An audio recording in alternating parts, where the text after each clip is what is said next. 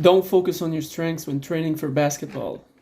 This is a topic that's essential to learn if you want to build your game around in a way that allows you to be unstoppable. The first thing to understand is that at any given moment, defenders have to make choices. Even if they don't know it, defenders have to choose what they're vulnerable to. They choose the distance between them and the offensive player, the way they angle their bodies, even mentally. Anytime they try to anticipate a shot, that leaves them vulnerable for the blow-by, and vice versa.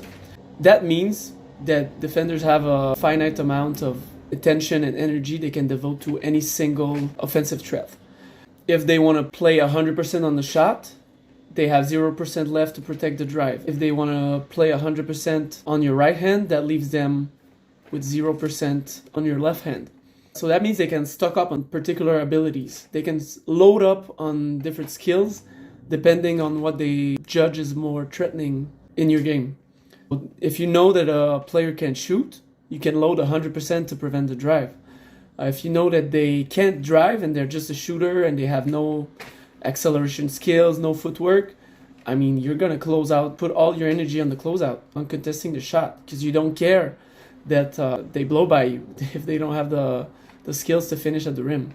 One of my old mentors used to say, when you can't shoot, you're self-guarded.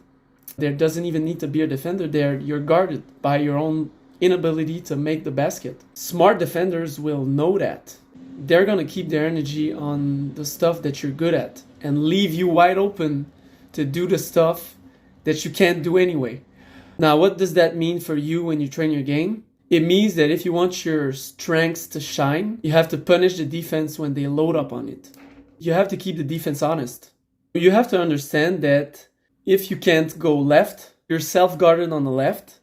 You're making your job harder on both sides. On the left, you're guarded by your lack of skills. And on the right, you have to face 100% of a defender. Not only can't you shoot, but now your drive is that much harder. Not only can't you drive left, but now your drive right is that much harder because the defender knows 100% that this is what's coming. If you look at a guy like Giannis, this is exactly what's happened with him. This is the reason why he needs to focus so badly on his three-point shot. Defenders know if he takes the shot, it's a win, because there's no comparison between his level of efficiency at the basket and his shot from outside. Same thing if you're a good driver, but you can't punish the double teams, you can't pass the ball. Same thing if you're a good finisher, but you can only finish on one side. On the opposite, if you look at a guy like Curry, last time I checked, he was at the top of the league in terms of attacking the basket. Not to take away anything from Curry, but he's not the most explosive guard. He's not the best at blowing by people off of sheer dribbling skills. What makes him get to the basket so much is his shot. It's the fact that anytime he steps beyond the half-court line, you have to put so much focus, so much anticipation into his shot. Because at the second he picks it up, if you're not in the vicinity, it's over.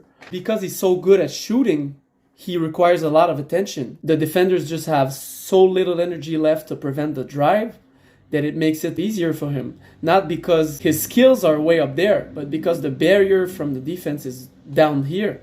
Now, what does that mean for you when you want to train and build your style of play? It means that you have to know what your superpower is, what your number one strength is. Maybe you're super athletic, but your shot is lagging a little bit behind.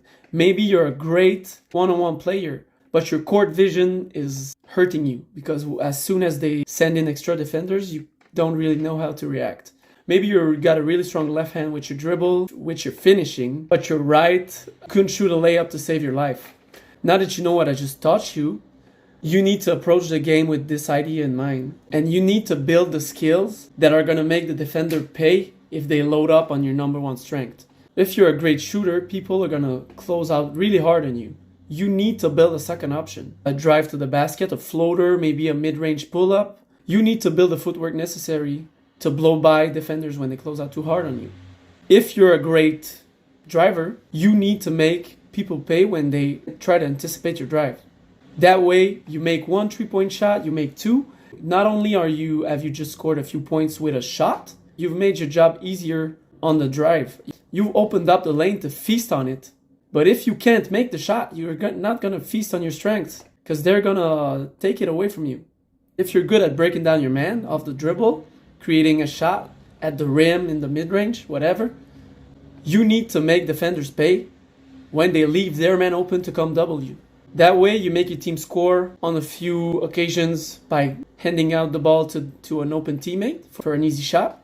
Not only do you do that, but then the next possession and the next possession, once you've made them pay a few times, you've opened up two options. Now if they come to you, you can beat that with a pass. If they don't, you can let your superpower shine and break them down every time. But one cannot live without the other. So I guess the final takeaway is this. When you build your game, you need tools that complement each other, that build off of each other.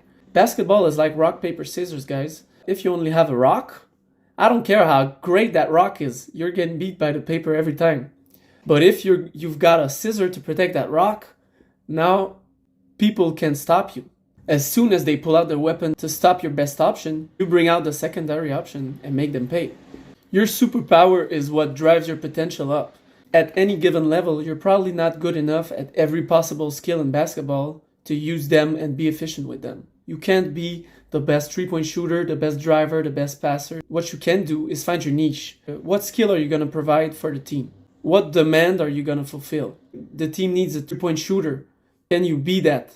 Can you bring that to the table? If you want playing time, become really good at something and make sure you're the best option at providing that thing.